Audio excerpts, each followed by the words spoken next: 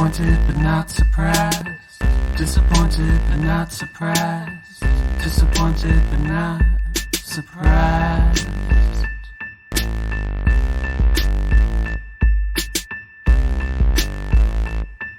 Hey guys, welcome back to another week of the fuckery. I'm Addie. I'm Alex. And we're your disappointed but not surprised co-host. So today is the first day ever that Alex and I are not recording together. It is about 1.5 feet of snow outside. We're in Long Island, New York, and we could not get together for this. I can't even get my fucking car unplowed from the parking lot that I'm in, but whatever. Alex, you definitely can't get your car out because I know you didn't even go outside and dust that shit off. Wait, you're going to be so proud of me. What? I actually shoveled. Shut the fuck up. I don't even believe swear her. to God. So, last year, I went over there and I fucking, her boyfriend that I am, I defrosted her car. She's sitting on the couch. She didn't even know I did it. I, took it. I cleaned it all off. I, shoveled out her fucking tires because Alex doesn't do shit. I know, I never do. I'm so lazy. But I was so bored today. I was like, whatever. And it was so much. I was like, if I don't do this now, tomorrow it's going to be frozen and heavy. Yeah. So let me just fucking do it. So I tried to but I have a Jeep Grand Cherokee. So I tried to just wheel my ass out of my driveway and it just didn't work. So whatever. I'm going to have my boyfriend dig it out tomorrow. He can do something. Yeah, it's way too fucking deep. But the plow guy came down the block and he really helped me. He drove on my grass and then did the driveway and put it all into the road. Oh so he God. Did half my driveway and I did the other half. That is. And my steps. Did you flash him? Of course. So tomorrow I'll be in a fucking body cast, but whatever. That's your workout of the month. But yeah, seriously, it's so much snow outside right now. We got hit with it was a nor'easter, right? Bomb cyclone or something? Something like that. So yeah, so this is the But first it's so funny because all my coworkers live upstate in Syracuse and Buffalo and stuff, and they get 2 feet on the reg. Oh, so this is and down here, everyone's panicking. The shelves were empty. Yeah, chill the fuck out. The gas station yesterday, I went to go get gas because I literally needed gas to go pick up the equipment from your place. And the gas stations were out of control. Dude, it's not going to be Hurricane Sandy again. When have we ever experienced a snowstorm here where you haven't been able to get where you needed to go the next day? Never in my entire 36 years of living have I ever experienced a bad snowstorm.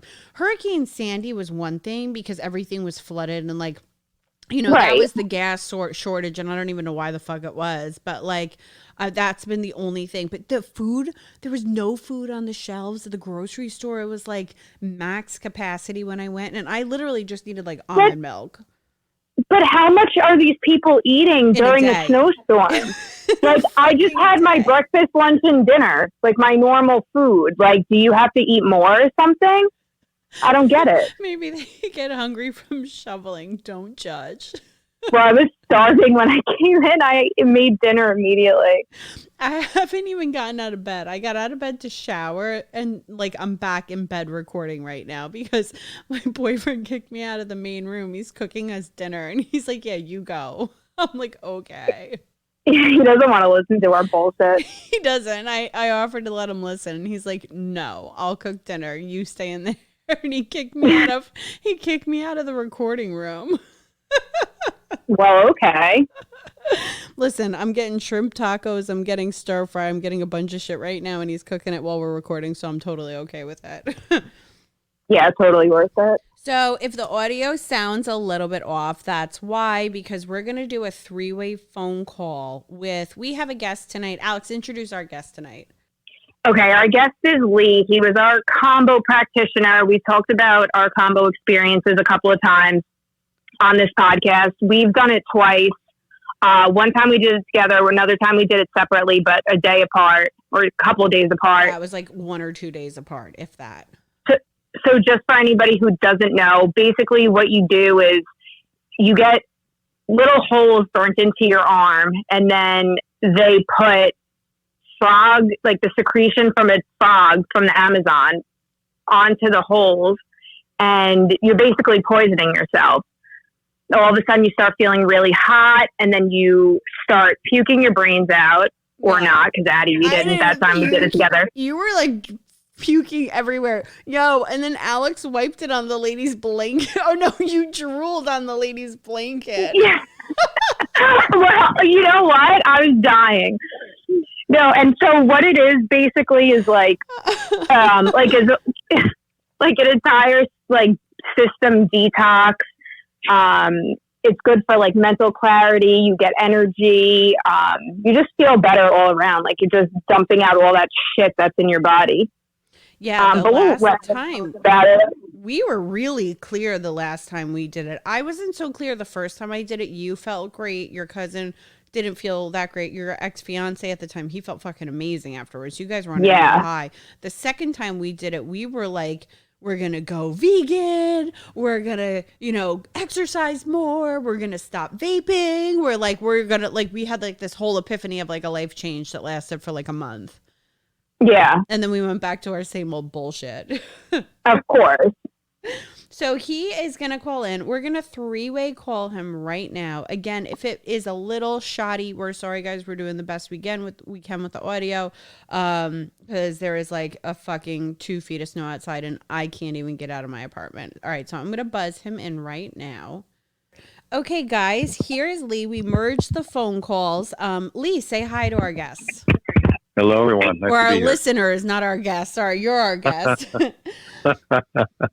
Nice to meet everyone. How's it going? Good. Lee, we are so excited to have you on. Thank you so much for calling in. We really, really, really appreciate it.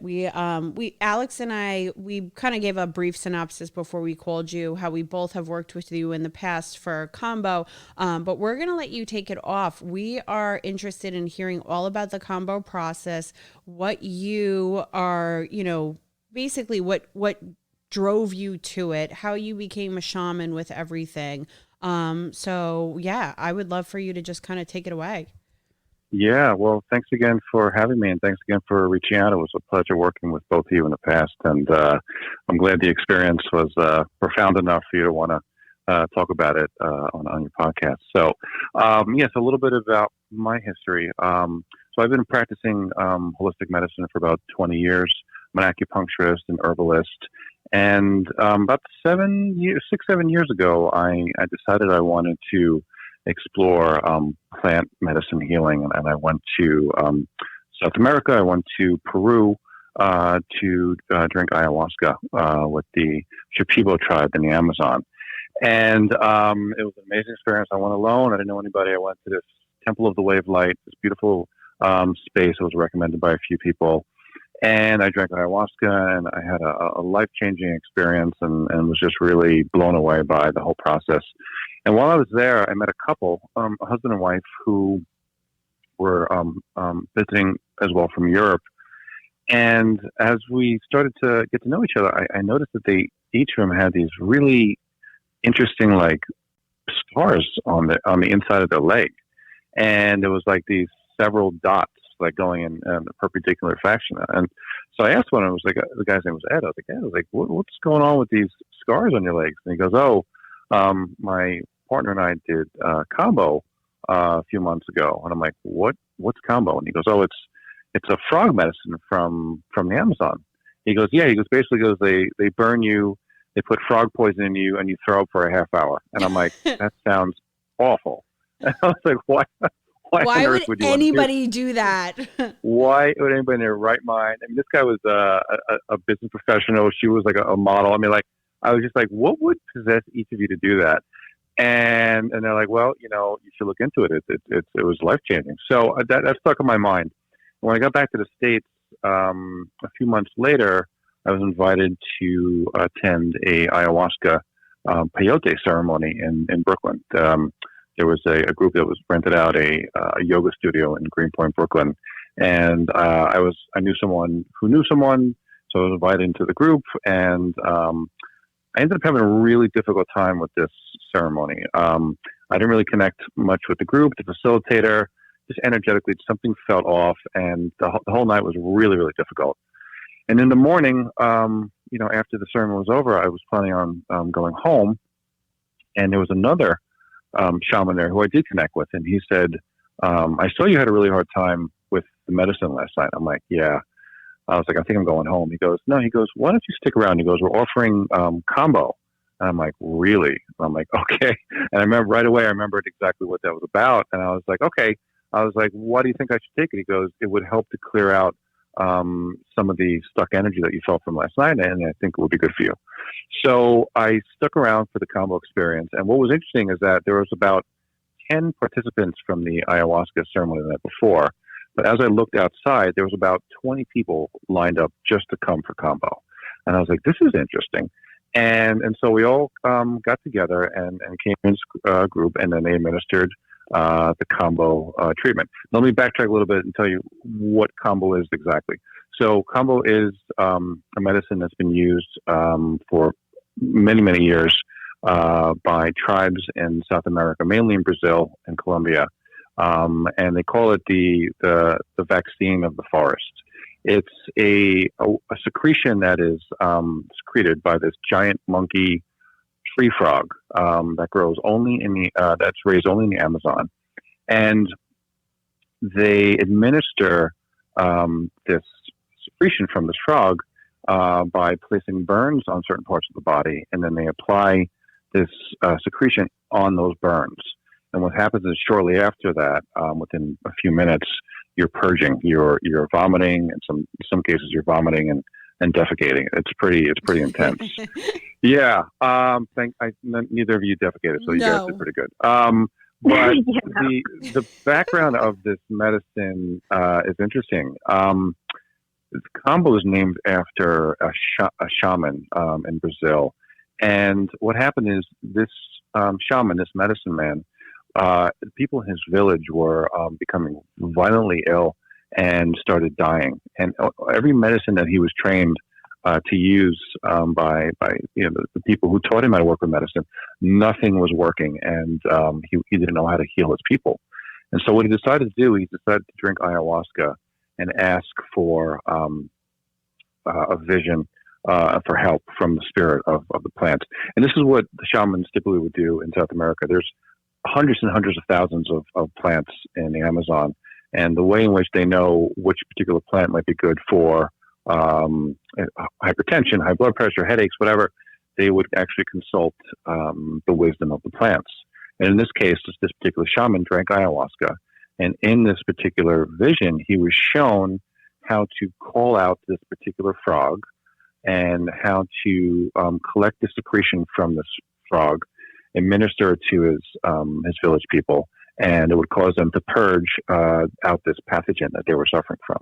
And when the vision was over, he woke up, and according to legend, the frog happened to be close by, and he brought it over to one of his people, and he administered it, and he saved this whole village.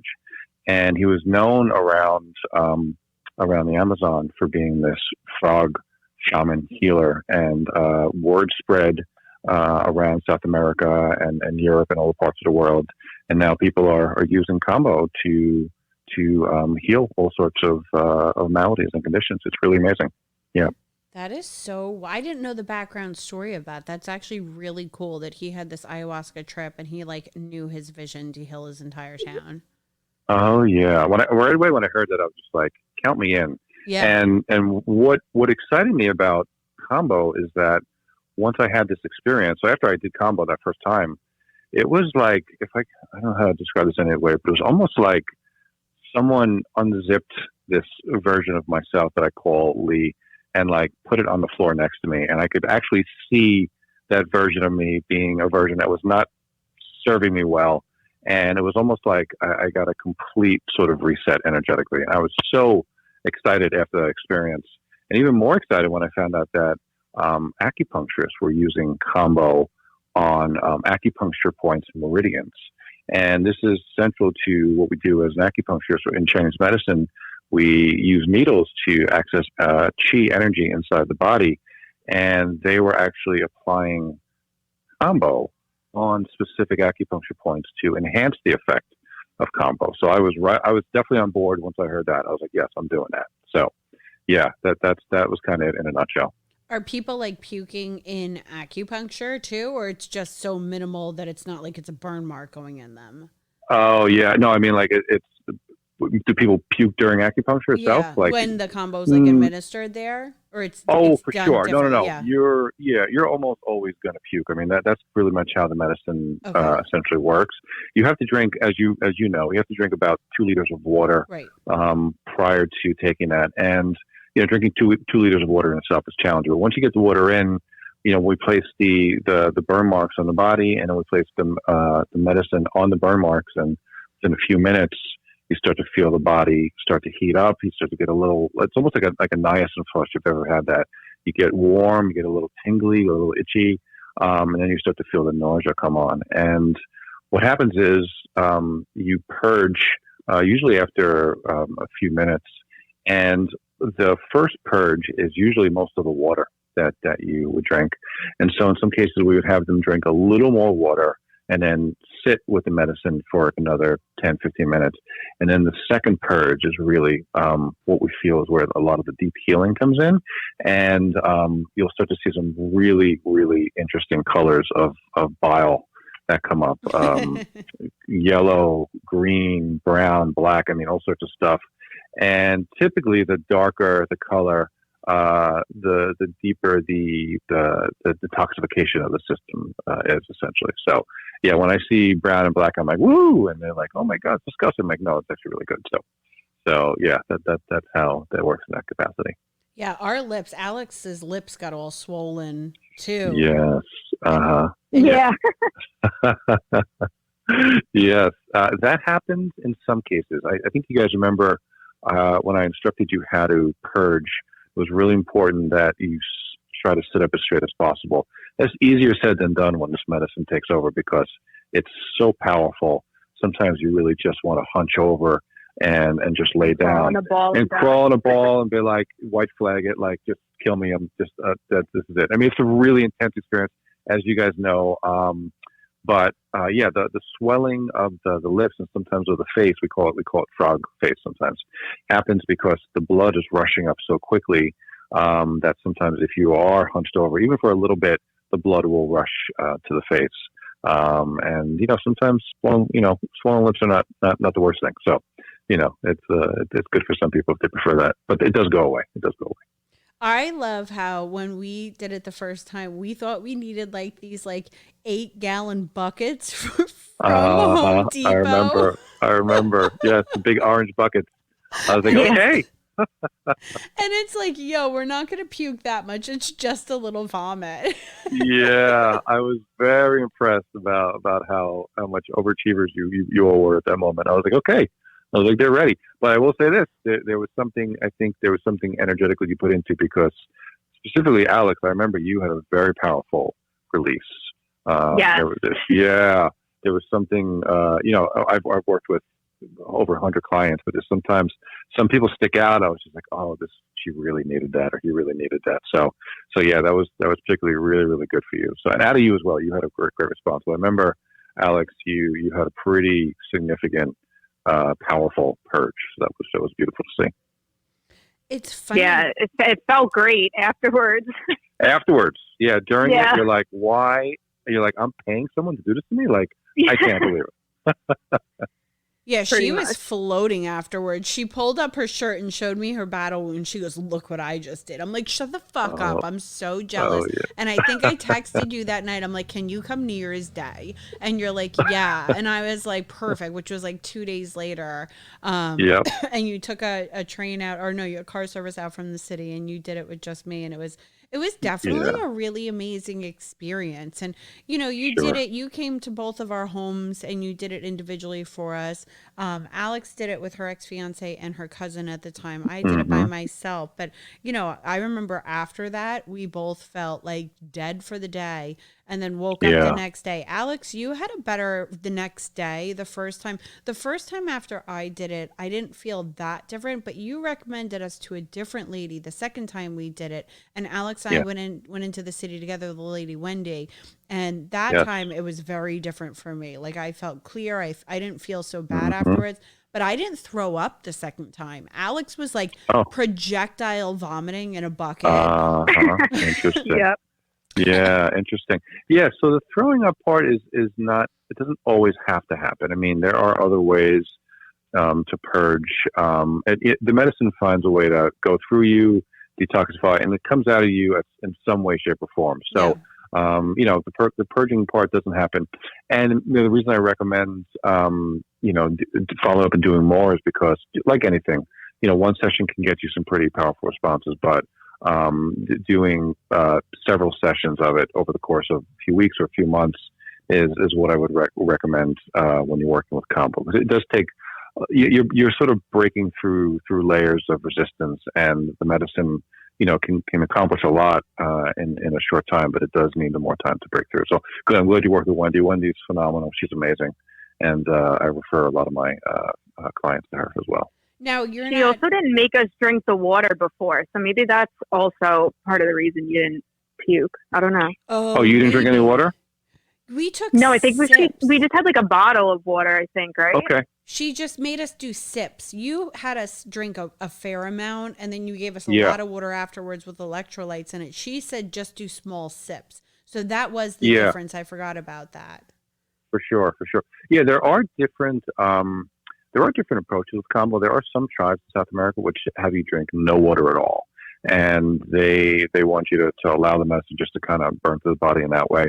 My training was pretty standard through, it was just like, okay, have them, make sure they have about 2 liters of water inside them, and then make sure they're hydrated afterwards. So yes, the end result is as long as you were safe and felt great after either one of them. That's the bottom line. So good. I'm glad you continue to work with Kambo, because it is a very, very, very powerful medicine.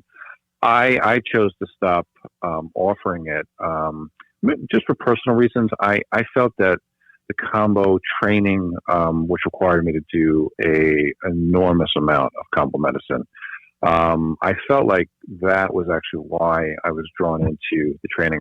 I enjoyed offering the medicine to people, but I never felt like it was like I was a medicine carrier for it. And when I got COVID, right when COVID kind of first came on the scene, and I actually had like a little bit of like a vision / like moment of delirium, but I just got a message that I was no longer to hold Kambo anymore, and right away I woke up and I was like, that's fine, that makes sense. And so so now I still recommend Kambo to a lot of people. I myself just chose no longer to carry the medicine. What are you doing now? Are you just doing acupuncture, or are you doing other forms? I'm doing acupuncture. I'm going to start some training to work with sacred plant medicines. I formulate some microdose medicines as well that I work with. I'm getting into some psychedelic integration coaching at some point. I'm really still very much a lover and a believer in the power of plant medicines. I work with several groups throughout the year. But yeah, I've been called to work in other domains to continue to help people. But what I've really love to do is I love to bring people into the world of sacred plant medicines and help them integrate that the new reality mixed with the reality that they once knew, and to help them sort of not get lost in between those two levels of consciousness. And so, helping clients and patients and coaching them in those ways is really what excites me and lights up my heart. Do you do ayahuasca? Alex wants to do ayahuasca so badly. Yeah, I recommend it. That was my first foray into the plant medicine world. It's a really amazing medicine. I personally recommend, if you're going to do it, go to a facility that specializes in ayahuasca. There are plenty of places around the world. Rhythmia in Costa Rica is a great facility. I haven't been, but several of my friends have been. There's Temple of the Way of Light is where I went in Iquitos, Peru, which is amazing. A lot of the ayahuasca that's done in the States tends to be kind of like over like a weekend, which is fine. But you're really, when I was sat with the Shipibo tribe, I watched how they offer the medicine, and they put you through several sessions over the course of several days or several weeks. And as challenging, as intense as it is, it's designed to really have you connect with the medicine. They also want you to do a very strict diet about a month before you do ayahuasca, which, like a schmuck, I chose not to follow, and I paid a heavy price for it because my body wasn't prepped for the ayahuasca experience in a way, meaning that it wasn't sort of cleansed enough to allow the medicine to go in.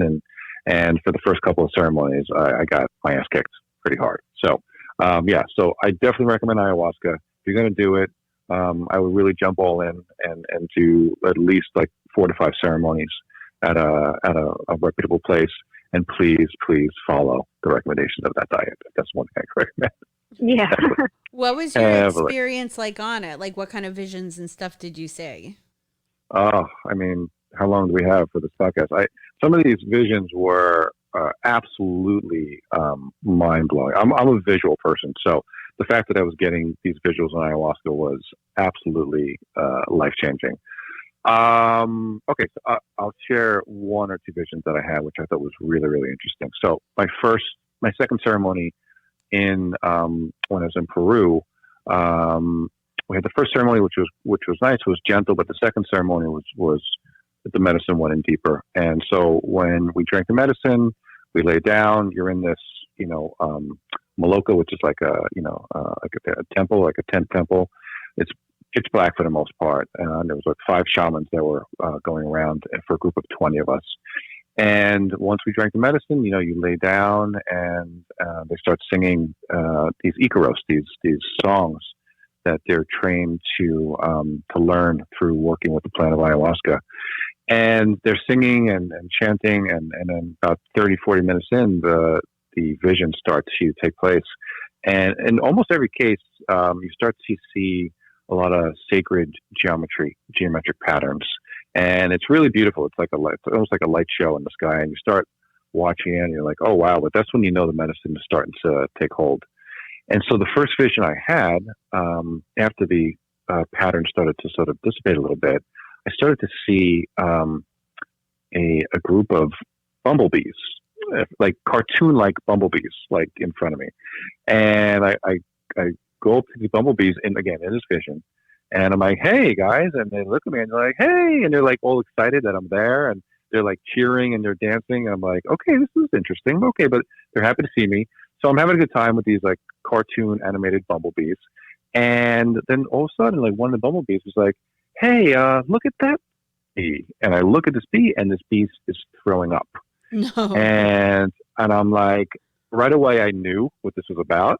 And I'm like, oh, that's nice, and I'm like, and the other bee is like, hey, look at this bee. And the bee's like rubbing his stomach, and you could tell he's like queasy, and he starts to throw up. And I was like, okay.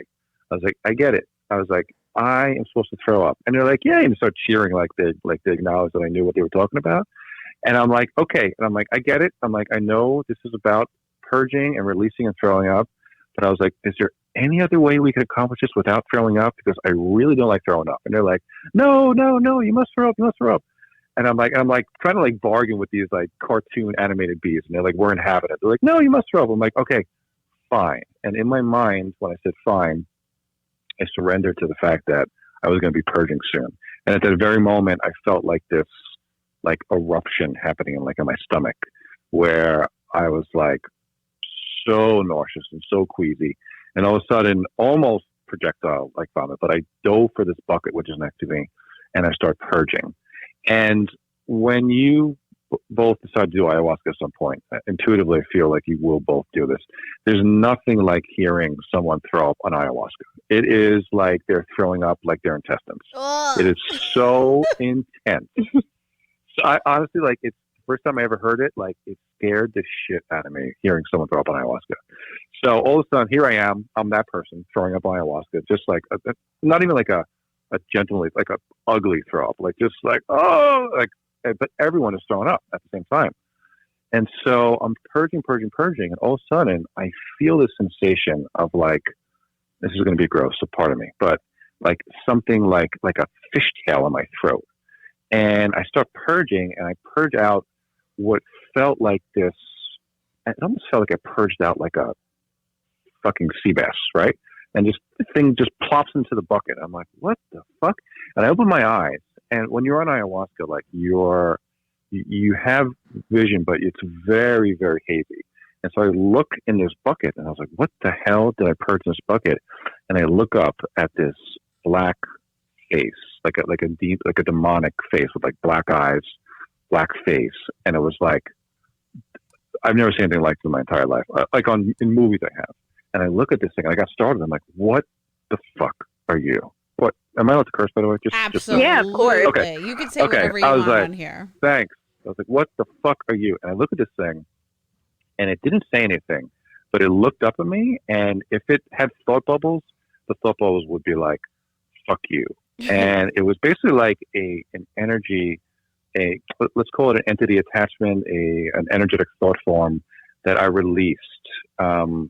And I felt this, whatever this demon was, get sucked down to the earth, and was taken away. And at that very moment, I just felt like 1,000 pounds was just like taken off like my shoulders. It was really, really an amazing, amazing thing. Now, do I think that I actually had an energetic entity attached to me? I don't.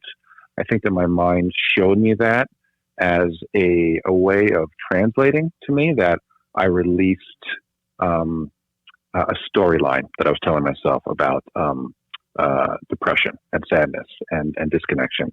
And it showed me that through this dark energy being taken away. It was really mind-blowing, to say the least. I had multiple visions and these ceremonies. And every single one of these times, it just showed me another aspect of what I was there to do to heal myself. Because I went there for healing for me. I've been helping other people heal for years, and I realized, like, if the healer himself is not healing, there's no point in trying to help anyone else, because it's just not going to get you that far. So yeah, that was my experience. One of my experiences with that. That is so cool. Yeah, please let me know if you decide to do ayahuasca, because I would love to guide you a little bit, because when I did this, I kind of wish I started a little. I don't know. I kind of wish I worked my way up to a little bit instead of like I threw myself right in deep. And again, it was amazing, but I didn't. I wish I had a little more guidance and a little more prep to get there. So please reach out to me, and any of your listeners, please put my email up if they have any questions. I'd love to help to ease that transition into that experience. Well, aren't you absolutely. Aren't you supposed to prep with Kambo before you do ayahuasca? It certainly helps. Okay. I mean, Kambo can definitely do some deep clearing for you for that. And in many ayahuasca traditions, sometimes they will offer Kambo first and then follow it up with ayahuasca and then San Pedro. I mean, there's just so many different approaches that a lot of these people use. So should you, I would recommend it, ideally. It really is it's a good prep for that. But there's a lot of other ways you can prep for ayahuasca as well. My question is, so I don't know if you remember, but I am sober. So I'm in sobriety. So that's why the Kambo was perfect for me. Alex is definitely going to do ayahuasca at some point in her life. We know this. She is so gung-ho about it. Al, I will go with you to Peru. I will sit there and hold your hand. Her moral support. I will watch you throw up demons in a bucket and dry heave and hold your hair back. But I don't know, for me, anything with like DMT in it or anything like that. That makes me a little bit nervous just because of my sobriety and even microdosing. Like, I know a lot of people, I remember you even saying like, or somebody was saying that microdosing is good for sobriety because it clears the paths, but I don't know if that's so good for me. What other things do you recommend for somebody maybe in sobriety or something like that? Yeah, I mean, I do feel I met a lot of people throughout these plant medicines who were going through different levels of addiction and have had great results with using some of these plant medicines to break those addiction patterns. The whole thing with sobriety, and what I learned with ayahuasca is that, humans are great at telling stories. And, and I told many stories throughout my life, and I'm still telling them. And one of the stories was that I was depressed and disconnected. And I was shown through the wisdom of the plants that was kind of a story that I was choosing to continue to tell. And if I wanted to continue, great. If I wanted to choose something else, I could. I feel like, and I say this with love, I feel that the concept of sobriety is also another aspect of a story that we tell ourselves, and that, that you'll always be addicted to something, and there's that energy around that. I do feel like you'll get incredible benefit from working with some of these plants. Iboga is another plant that has great success with helping people kick addictions, particularly heroin addiction. A lot of heroin addicts have gotten great results with that. So I would, and we can talk, privately about some ideas with that. They're also offering now ketamine, which is it's legalized now. Ketamine infusions, is it really? which helping people. Yeah, can you believe that? I know it's now doctors are allowed to use it in certain states, particularly New York. So there's a space in Manhattan that offers that. So there's a lot of help through that, for sure. That is so. I've never had a good experience on that, but yeah, I was doing it the right way. Well, yeah, that's a good point. I mean, a lot of these medicines, if it's brought into the right set and setting, and it's brought with the right intention and the right dose, it can be incredibly medicinal, or depending on where it could be incredibly toxic. It really depends on the intention and the energy you put behind it. So I was actually shocked when I heard about ketamine, because I grew up, when everyone's doing K and whatnot, and getting, having different experiences with it. And now I was like, oh, they're actually using it for therapeutic reasons, and that really just was pretty eye-opening. Even like shrooms and everything now. My brother does that for microdosing. He's a musician. And, back in the day, it was like, yo, let's do shrooms and get fucked up, man. But now people use it, like my brother does small amounts, maybe on weekends or something, when he writes music. Yeah. He believes it helps him bring him to a higher artistic, vision for himself. And it helps the music flow better. And it's small amounts that he does with that stuff to open up his mind. For sure. I myself, I actually make my own microdoses. I created something to help me raise my consciousness and raise my energy levels energetically in certain spaces. And I've had great success with it. So I'm a big fan of microdosing. There's a lot of studies coming out that are talking about the benefits of it. Paul Stamets is a mushroom expert. He was on Joe Rogan a couple of times. You could YouTube him. He talks about the benefits of microdosing psilocybin.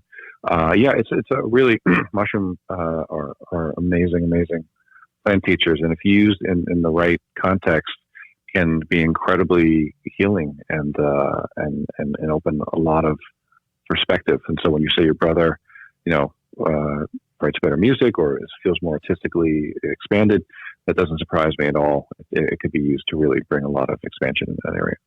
I feel like I wouldn't mind microdosing. I feel like DMT and stuff is a lot, almost because it's not natural, but like I feel like I would possibly microdose at some point just to like open up my eyes, because it's censored. It's not censored. I can't say it's censored, but it's in smaller doses. You're not going to trip balls off of it. I remember there was this time where I was on shrooms and, the shower curtain came alive and clowns popped out at me. And like that shit's not going to happen when you're doing that.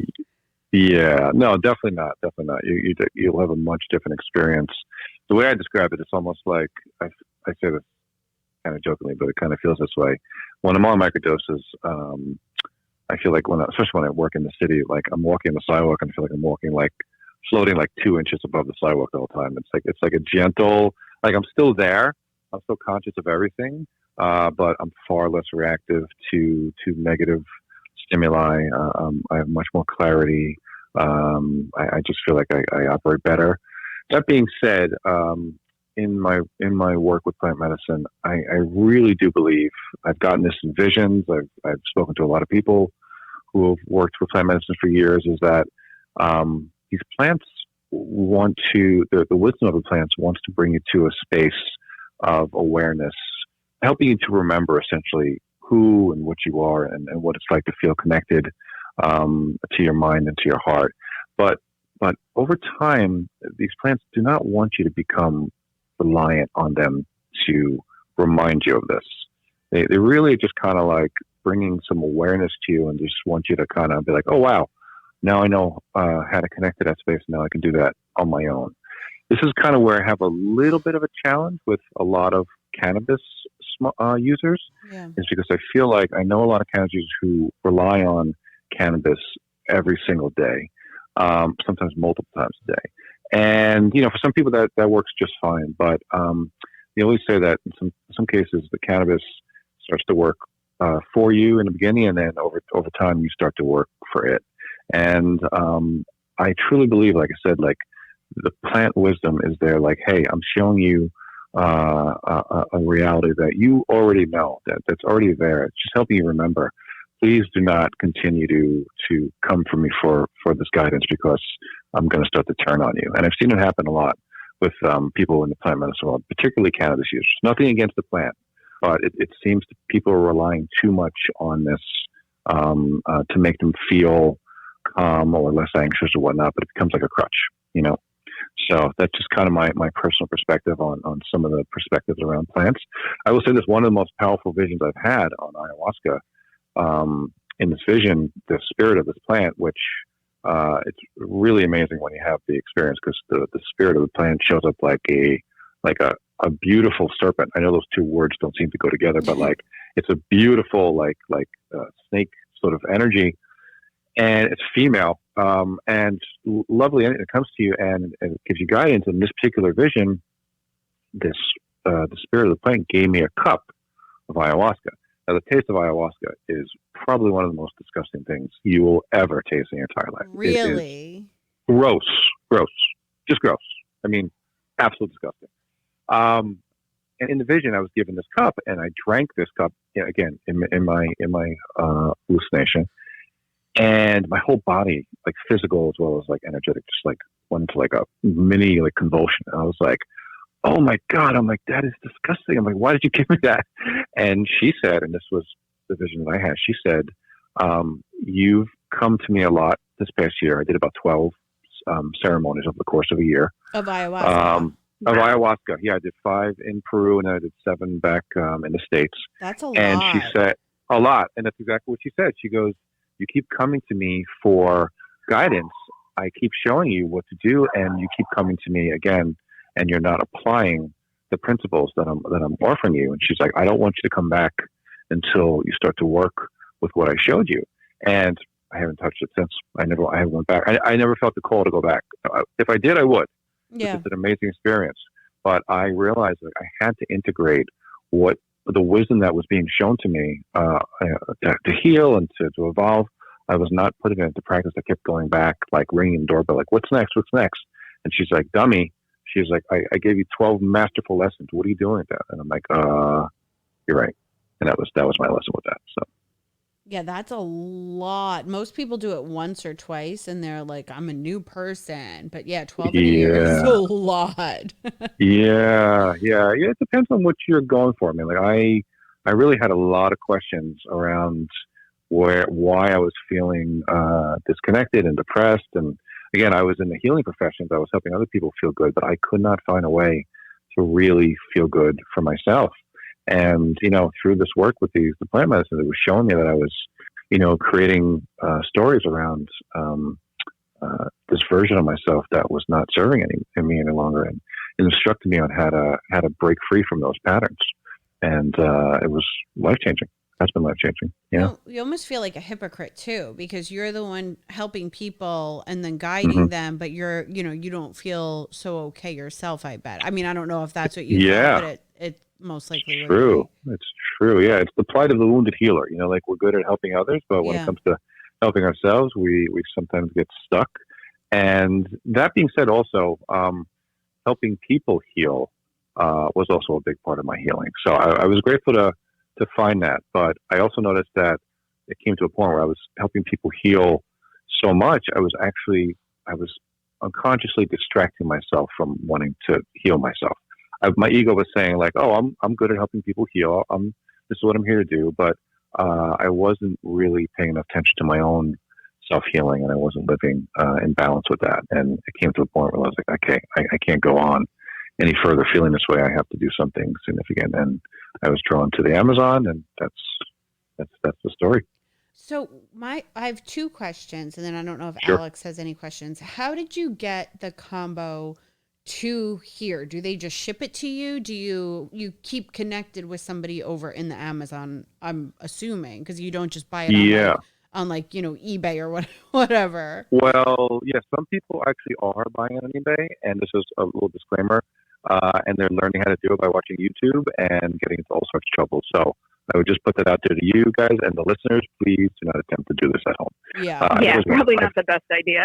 I've always wanted to say that, by the way. Anyway, so yeah, so I got trained from this organization called the International Association for Kambo Practitioners.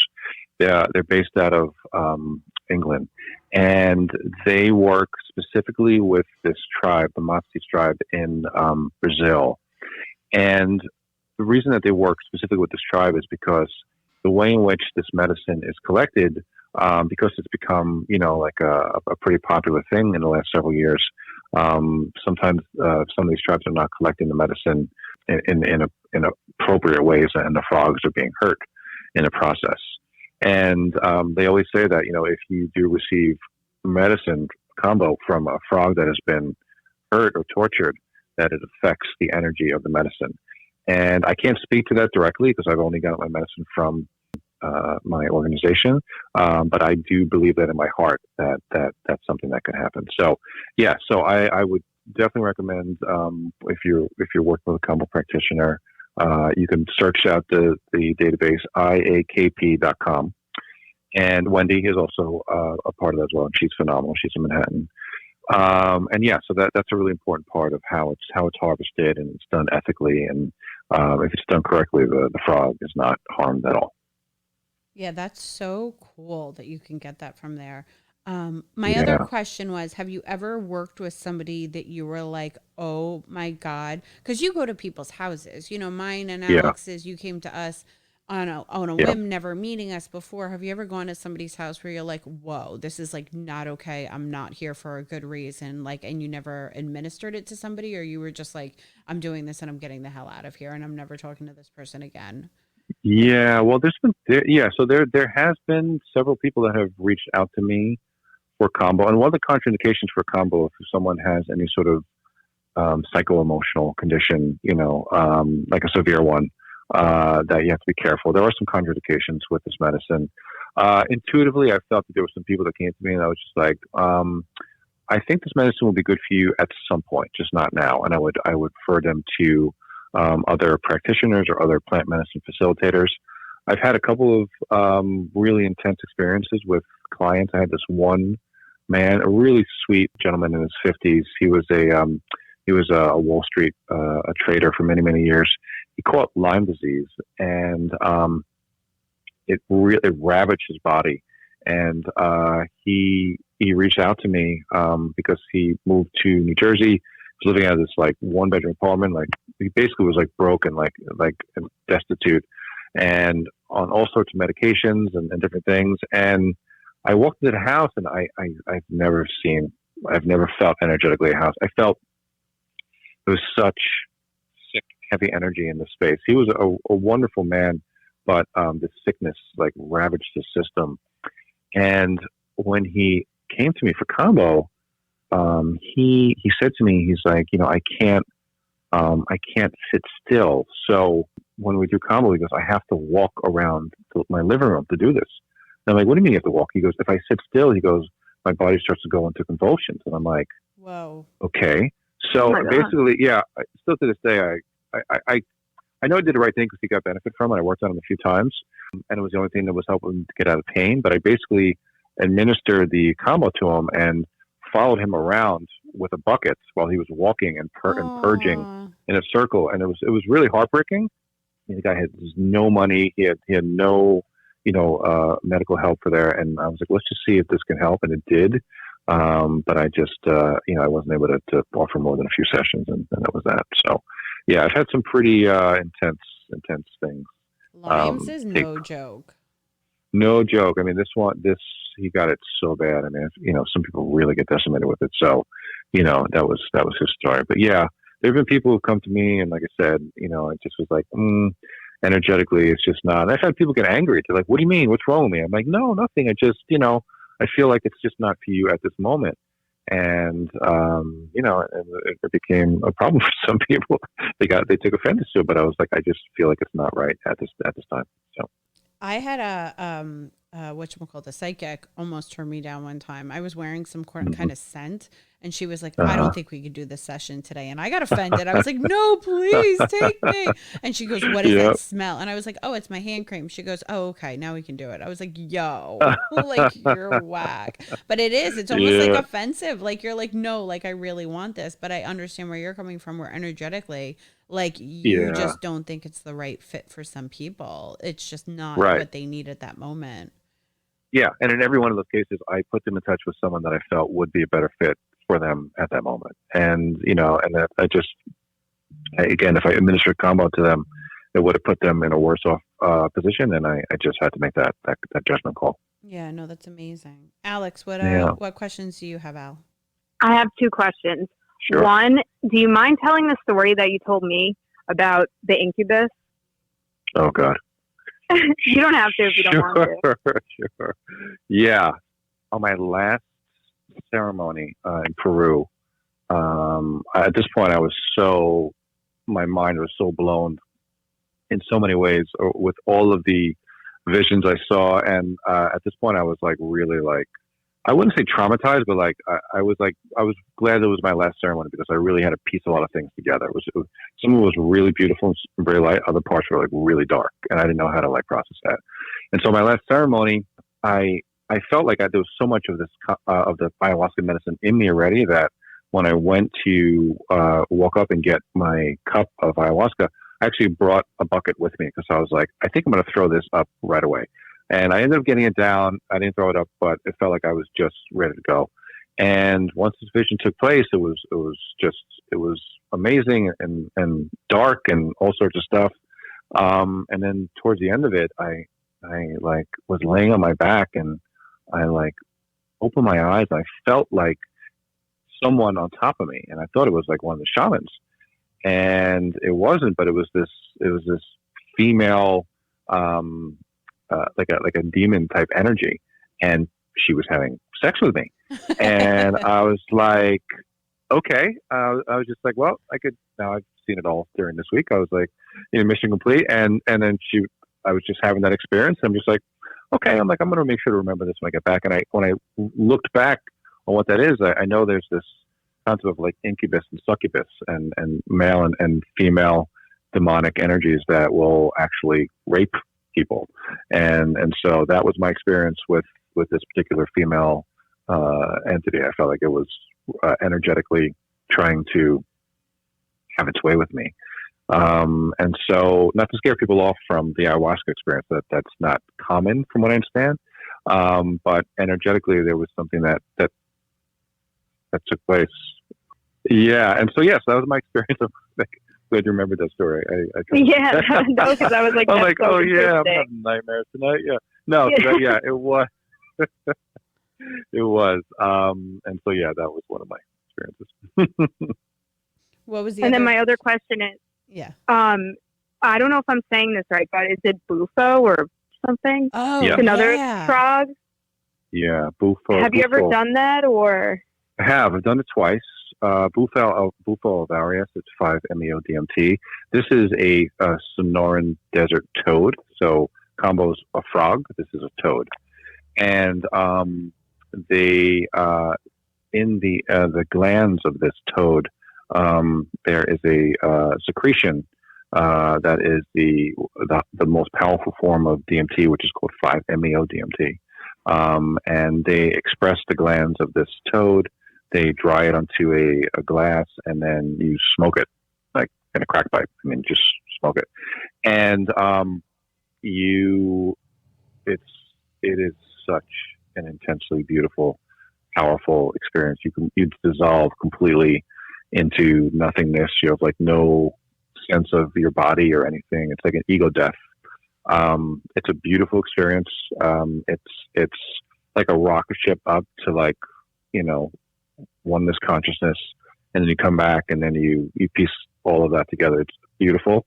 I have a couple facilitators that I know that I can put you in touch with if you have desire to work with it. I recommend it heavily. My girlfriend, Genevieve, had the experience once, and she had an incredible healing. I mean, so much trauma was cleared from her physical body. It was unbelievable to watch. So I'm a big fan of this medicine to be experienced. But it just, when you do it, make sure you do it with someone who is qualified to offer it. Right. Me and Addie aren't going to do it in the living room later. Yeah, no. A lot of these medicines, I mean, I really, having someone guide you is really helpful to work with.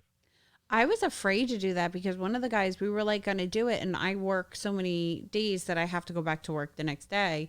And there was one guy that you put us in touch with him, actually. We were in a group chat with him, you, me, and the other guy. And he was like, he was in the Hamptons for a little bit doing it. And he's like, oh no, I would do it on a vacation week because you might want to get up and like quit your job. Some people just like leave everything that they have in life, that the money that they're making, and they go do something completely different. Maybe because they were, they could be making $2 million a year, but they're unsatisfied and it doesn't fulfill their life. So they just like get up and quit it after Bufo. So I'm like, I can't go back to work right after that.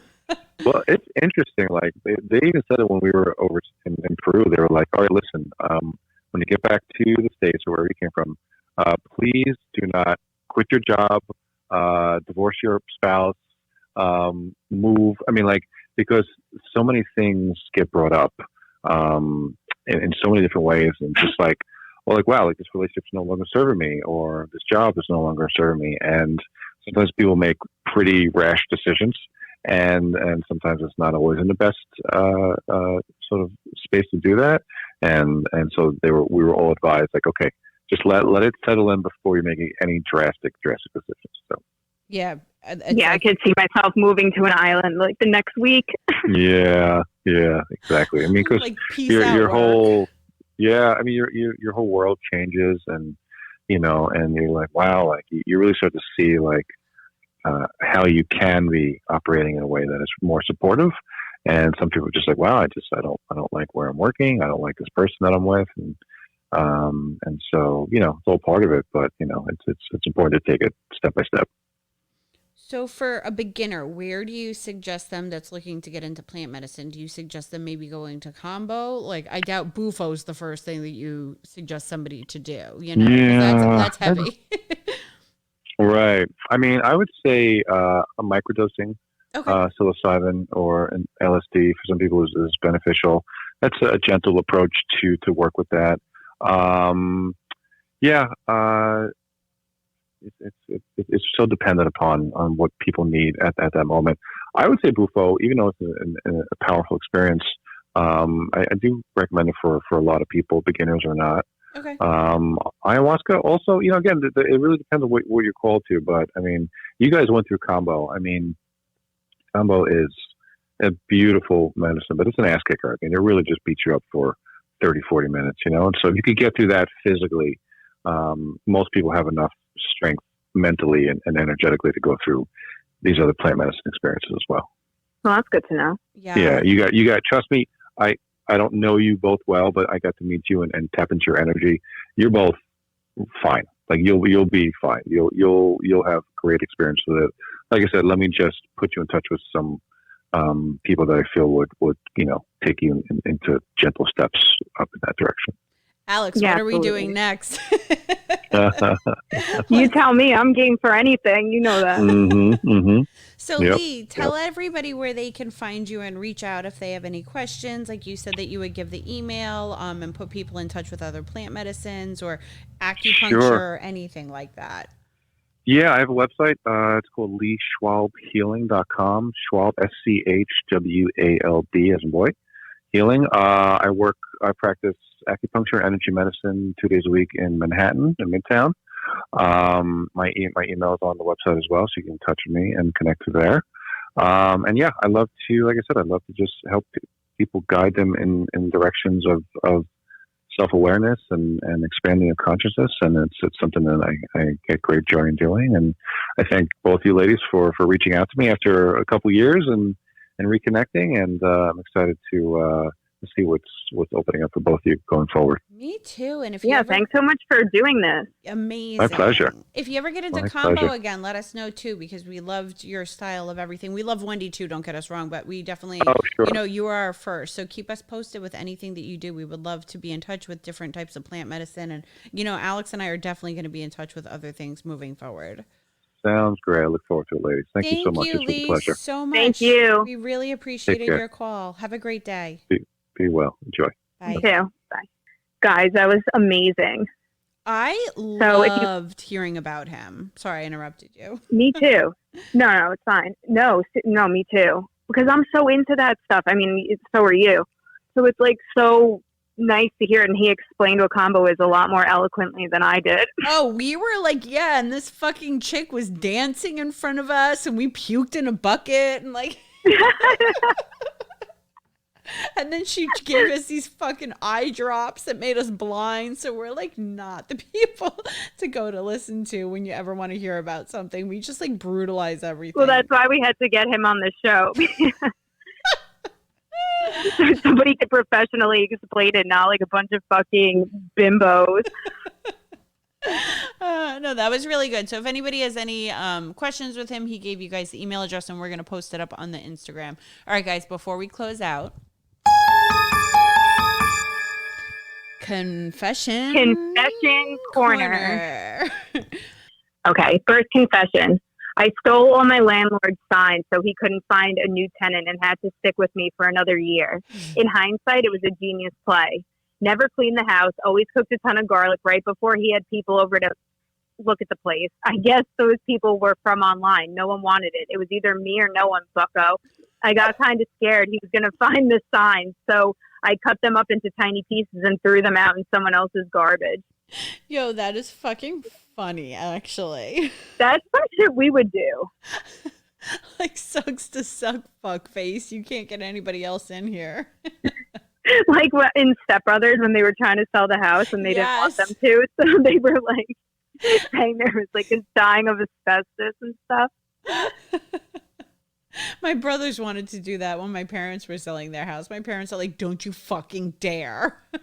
I could see them doing that too. That's why. God, they're such dickholes. All right, guys. Next confession. I look at pics videos of Harry Styles when my boyfriend sleeps in late because I feel too guilty doing it while he's awake and around the house. There, I said it. I have a slight crush on Harry Styles and my algorithm knows it. All those little snippets are straight eye candy and I only indulge while my boyfriend is sleeping in. My phone just knows because my phone just knows because in the afternoon it's back to cats. I'm aware that I shouldn't feel guilty for having a crush on a celebrity, but I do. Like, yo, calm down. It's not that serious. I have Jax Teller as How my many phone pictures background do you look at in one sitting? of Harry Styles. Yeah. I just don't see it in Harry Styles, honestly. He ain't my type, but a lot of people aren't my type, so there you go. Yeah, I hear that too. All right, guys. So yeah, I hope the audio was fine. Next week, Alex and I will be back to our regular schedule together. Oh my God, guess who's next week? Dare I say it? You can say it. Claude. Claude is back. Yes. It's going to be episode 60 next week. So we're going to have Claude on. Tune in next week. Guys, again, if anybody wants to go and get in touch with Lee Schwab, you can go and look on our Instagram. Our Instagram, those fuck faces took us down. We spoke about this last week, so it's not disappointed but not surprised anymore. It's DBNS period podcast. And then our Facebook is shut down for now.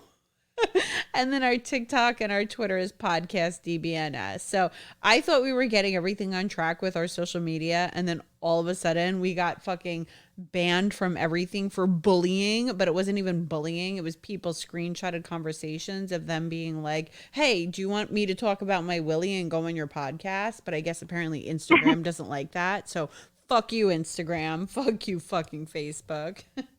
Disappointed but not surprised. Our life. All right, guys, we will see you next week.